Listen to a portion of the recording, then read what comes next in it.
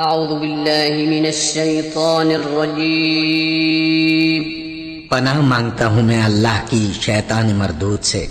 بسم اللہ الرحمن الرحیم شروع اللہ کا نام لے کر جو بڑا مہربان نہایت رحم والا ہے۔ قال ألم أقل إنك لن تستطيع معي صبرا قال لا تؤاخذني بما نسيت ولا ترهقني من أمري عسرا فانطلقا حتى إذا لقيا غلاما فقتله قال أقتلت نفسا زكية بغير نفس لقد جئت شيئا نكرا قال ألم أقل لك إنك لن تستطيع معي صبرا قال إن سألتك عن شيء بعدها فلا تصاحبني قد بلغت من لدني عذرا۔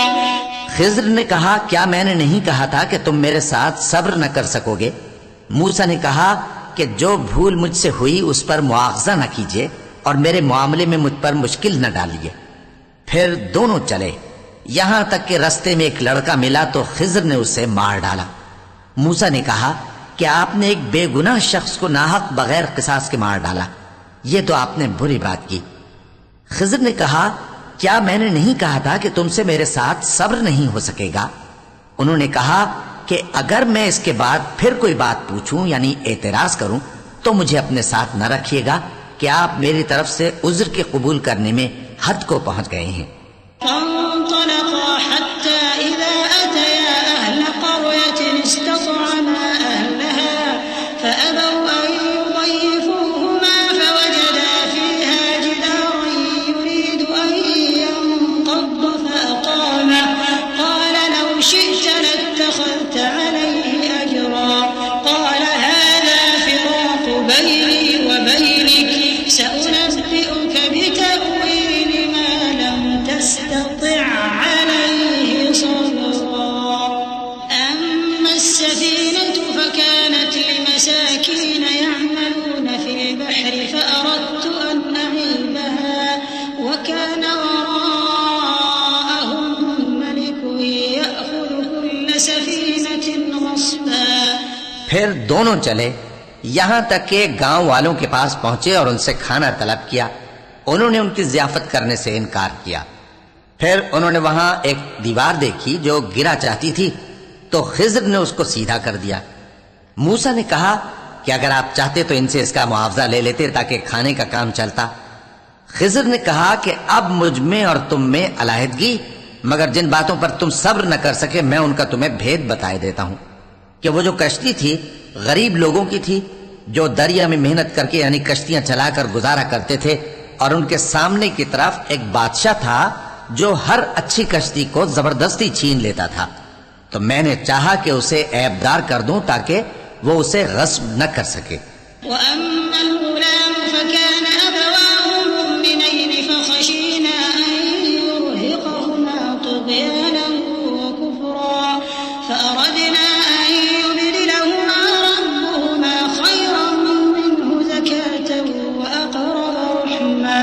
وأما الجدار فكان لغلامين يتيمين في المدينة وكان تحته كنز لهما وكان أبوهما صالحا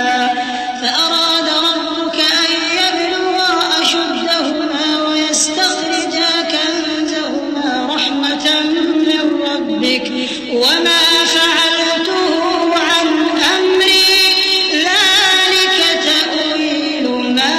لم تستطع عليه صبرا۔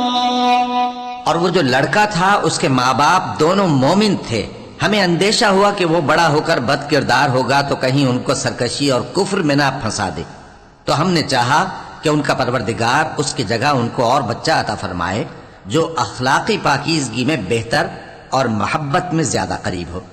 اور وہ جو دیوار تھی سو 2 یتیم لڑکوں کی تھی جو شہر میں رہتے تھے، اور اس کے نیچے ان کا خزانہ دفن تھا، اور ان کا باپ ایک نیک آدمی تھا، تو تمہارے پروردگار نے چاہا کہ وہ اپنی جوانی کو پہنچ جائیں اور پھر اپنا خزانہ نکالیں۔ یہ تمہارے پروردگار کی مہربانی ہے اور یہ کام میں نے اپنی طرف سے نہیں کیے، یہ ان باتوں کی حقیقت ہے جن پر تم صبر نہ کر سکے۔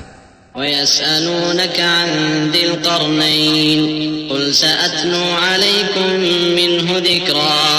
إنا مكنا له في الأرض وآتيناه من كل شيء سببا فأتبع سببا حتى إذا بلغ مغرب الشمس وجدها تغرب في عين حمئة ووجد عندها قوما قلنا يا ذا القرنين إما أن تعذب وإما أن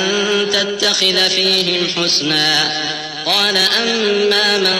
ظلم فسوف نعذبه ثم يرد إلى ربه فيعذبه عذابا نكرا وأما من آمن وعمل صالحا فله جزاء الحسنى وسنقول له من أمرنا يسرا۔ اور تم سے ذوالقرنین کے بارے میں دریافت کرتے ہیں، کہہ دو کہ میں اس کا کسی قدر حال تمہیں پڑھ کر سناتا ہوں۔ ہم نے اس کو زمین میں بڑا اقتدار دیا تھا اور ہر طرح کا سامان اس کو عطا کیا تھا، تو اس نے ایک سفر کا سامان کیا، یہاں تک کہ جب سورج کے غروب ہونے کی جگہ پہنچا تو اسے ایسا پایا کہ ایک کیچڑ والے چشمے میں ڈوب رہا ہے، اور اس چشمے کے پاس ایک قوم دیکھی۔ ہم نے کہا ذوالقرنین تم ان کو خواہ تکلیف دو خواہ ان کے بارے میں بھلائی اختیار کرو، دونوں باتوں کی تم کو قدرت ہے۔ ذوالقرنین نے کہا کہ جو کفر و بد کرداری سے ظلم کرے گا اسے ہم سزا دیں گے، پھر وہ اپنے پروردگار کی طرف لوٹایا جائے گا تو وہ بھی اسے بڑا عذاب دے گا، اور جو ایمان لائے گا اور عمل نیک کرے گا اس کے لیے بہت اچھا بدلہ ہے، اور ہم اپنے معاملے میں اس سے نرم بات کہیں گے۔